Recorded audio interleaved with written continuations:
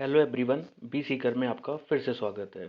तो हम आज की वीडियो में पढ़ने वाले हैं कि कैसे हम यूपी पीसीएस प्री 2024 जो कि जुलाई मंथ में कंडक्ट होने वाला है, तो इस प्री एग्जामिनेशन में पॉलिटी सेक्शन से पूछे जाने वाले क्वेश्चंस को में से हम कैसे 95% प्लस क्वेश्चन सही करके आएँ।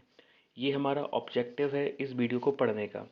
प्रीवियस वीडियोस में मैंने कई सारे पार्ट्स के बारे में डिस्कस किया है इंडियन कॉन्स्टिट्यूशन के। आज का हमारा वीडियो का टॉपिक होने वाला है schedules of the Indian constitution. ठीक है, तो यहाँ पे हमको ये समझना है कि जब इंडिया आज़ाद हुआ और जब हमने 26 जनवरी 1950 में अपने संविधान को लागू किया था, तो उस समय टोटल 8 शेड्यूल्स हुआ करते थे। ठीक है, बट एज ऑफ नाउ आज के समय टोटल नंबर ऑफ शेड्यूल्स का हो चुका है 12। इसका मतलब ये है कि 8 शेड्यूल्स पहले के थे, उसके बाद हमने 4 और शेड्यूल्स को ऐड ऑन किया है आज़ादी के या फिर हमारे संविधान को लागू होने के बाद। तो टोटल जाके 12 शेड्यूल्स होते हैं। तो इन शेड्यूल्स को हम वन बाय वन पढ़ेंगे, उनके सब्जेक्ट मैटर को पढ़ेंगे और समझेंगे कि क्या क्या उनके अंदर आता है।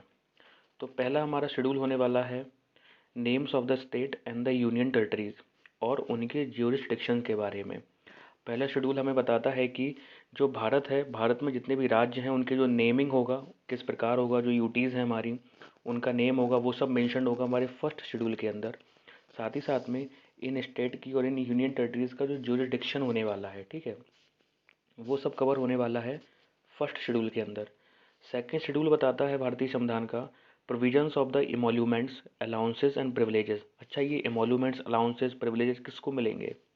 ये मिलेंगे भारत के राष्ट्रपति को, जो हमारे राज्यों के गवर्नर्स होते हैं उनको मिलेगा, जो हमारे स्पीकर डिप्टी स्पीकर होते हैं लोकसभा और स्टेट असेंबली के उनको मिलेगा, चेयरमैन और डिप्टी चेयरमैन और राज्यसभा हैं या स्टेट काउंसिल्स हैं उनको मिलेंगे, और जो जजेस हैं सुप्रीम कोर्ट के, हाई कोर्ट के, उनको मिलेंगे।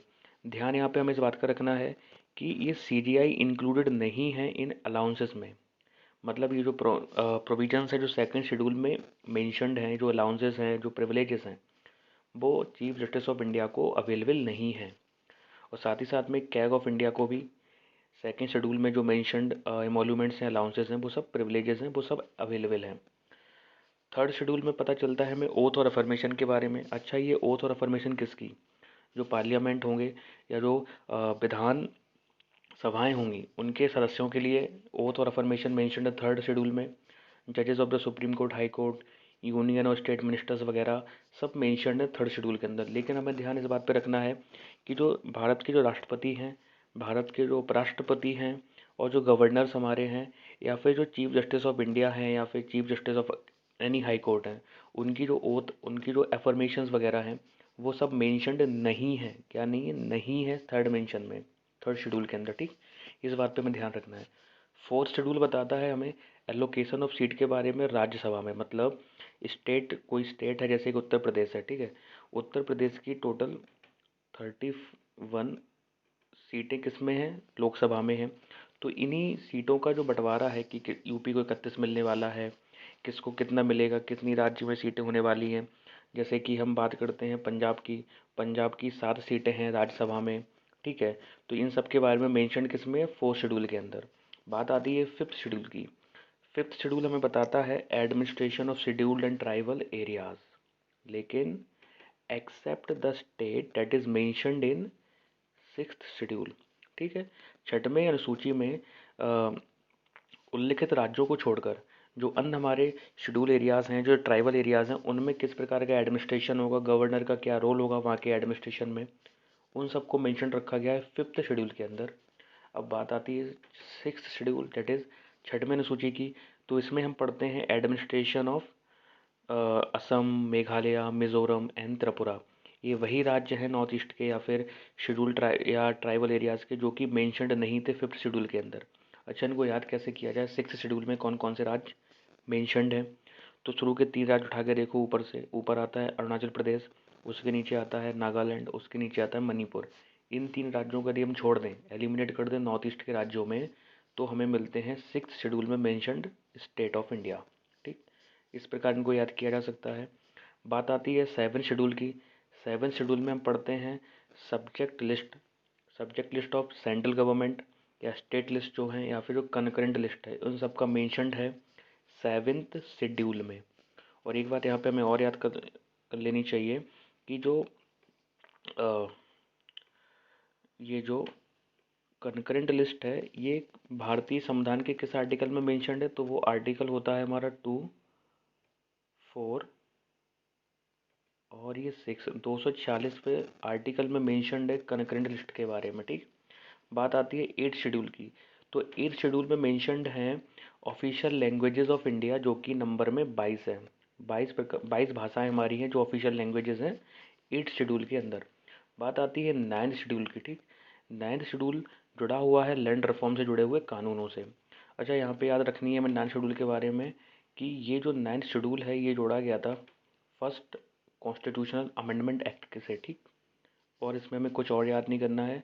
और इसमें एक खासियत ये भी थी इस शेड्यूल की, यदि कोई कानून 9th शेड्यूल में रख दिया जाता है तो उस कानून के संबंध में जो हमारी कोर्ट है, जो हमारी सुप्रीम कोर्ट है, उसकी जो जुडिशल रिव्यू की पावर है वो बहुत लिमिटेड हो जाती है। ठीक है, इस वजह से इस शेड्यूल का बेनिफिट एक था सरकार के पास।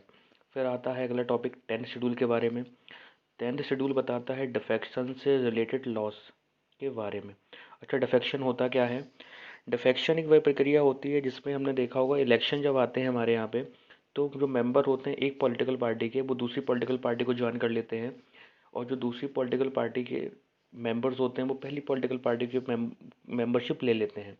तो इस प्रकार का जो आदान प्रदान हो रहा था, जो हॉर्स ट्रेडिंग हो रही थी, उसको किस प्रकार रोका जाए, तो उनको रोकने के लिए जो लॉज हैं वो सारे मेंशन्ड है हमारे डिफेक्शन लॉज के अंदर, जो कि मेंशन्ड है 10th शेड्यूल में। बात आती है 11th शेड्यूल की। 11th शेड्यूल इज मेंशन्ड है पंचायती राज इंस्टीट्यूशन से। ठीक, भारतीय जो पंचायती राज इंस्टीट्यूशन है उनसे जुड़ा हुआ है। और 11th शेड्यूल में मेंशन्ड है कि पंचायती राज जो है वो 29 सब्जेक्ट के ऊपर कानून बना सकता है, जैसे कि लैंड रिफॉर्म हो गया, पॉवर्टी एलिवेशन प्रोग्राम हो गए, एजुकेशन के संबंध में हो सकता है, गाँव में जो मेला ऑर्गेनाइज होते हैं उनको किस प्रकार ऑर्गेनाइज किया जाए, उन सब से जुड़े हुए मैटर पे कानून बना सकती है हमारी पंचायती राज। बात आती है हमारी आखिरी शेड्यूल की, डेट इज 12th शेड्यूल। ठीक है, 12th शेड्यूल जुड़ा हुआ है म्यूनिसिपैलिटीज़ से। और टोटल जो सब्जेक्ट प्रोवाइड किए गए हैं म्यूनिसिपैलिटी को जिसके ऊपर वो रूल्स बना सकते हैं, नियम बना सकते हैं, वो हैं 18। इसमें आते हैं जैसे कि बाढ़ बाढ़ वगैरह हैं, जो म्यूनिसिपल एरियाज़ होते हैं वहाँ पे किस प्रकार से सफाई होनी है, किस प्रकार से पाइपलाइन डलनी है, पॉवर्टी एलिवेशन प्रोग्राम वगैरह सब चलाने हैं। तो ये सब चीज़ें मेंशन है हमारे 12th शेड्यूल के अंदर। तो हमने अपनी वीडियो में देखा कि इंडियन शेड्यूल्स के बारे में, जो कि नंबर्स में 12 है, वन बाई वन हमने उनको पढ़ा, हमने उनको समझा। और अगर हम यूपी पीसीएस प्री के पॉइंट ऑफ व्यू से देखें तो ये एक इम्पोर्टेंट सेक्शन हो जाता है पॉलिटी का, क्योंकि इसमें क्वेश्चन आते हैं आपको सीधे मैचिंग के लिए, जैसे कि उन्होंने दे दिया फर्स्ट शेड्यूल, सेकंड शेड्यूल दे दिया। मान लो ऐसे हमारे सामने ये है 7th शेड्यूल और ये है 8th शेड्यूल, ये है 9th और 10th। तो वो क्या कर देंगे, आमने सामने ये ऊपर नीचे कर देंगे, फिर आपसे बोलेंगे कि मैच कराओ। और राइट मैच जिसने पढ़ा होगा वो राइट मैच करा पाएगा और वो अपना आंसर बना पाएगा और स्कोर पर कर पाएगा कितना नंबर, 1.3 और 3। ठीक है, इसलिए ये इम्पोर्टेंट हो जाते हैं। और मैं अपनी वीडियोज़ में सिर्फ वही चीज़ आपको दूंगा जो एग्ज़ाम में पूछी जाती हो, जो करंट पैटर्न एग्ज़ाम का है, उसी करंट पैटर्न के आधार पर मेरी वीडियोज़ भी हैं। और जो कंटेंट मैं आपको दूंगा उसी करंट पैटर्न के आधार पर होने वाला है। तो यदि आपको वीडियोज़ अच्छी लगी हैं तो हमारे साथ जुड़े रहिए। आने वाली और वीडियोज़ भी हमारे साथ देखिए, समझिए और लर्न करिए। यदि वीडियो अच्छी लगी हो आपको तो लाइक करिए, सब्सक्राइब करिए एंड एंजॉय करिए। जय हिंद, जय भारत।